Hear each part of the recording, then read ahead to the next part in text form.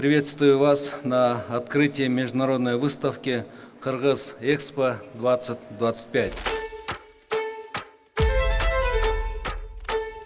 На этой коммуникационной площадке есть хорошие условия для формирования партнерских отношений, создания и реализации в дальнейшем совместных проектов. Экономика Кыргызстана уверенно интегрируется в мировую торговую систему и постепенно переходит от роли потребителя к роли активного участника международной торговли. Наша новая стратегия будет в полном объеме синхронизирована с теми задачами и планами, которые поставлены в программе деятельности Кабинета министров до 2030 года, в национальной программе развития. В качестве основных приоритетов мы для себя видим это общие проекты в области индустриализации Кыргызской республики, это создание региональных логистических хабов, это развитие туристического потенциала. Таким образом, мы сейчас фокусируем свое особое внимание не просто на финансировании отдельных проектов, а на выстраивании полноценной экосистемы и привлечении новых компетенций на финансовый рынок Кыргызской республики. Помимо этого, мы активно начинаем реализацию проектов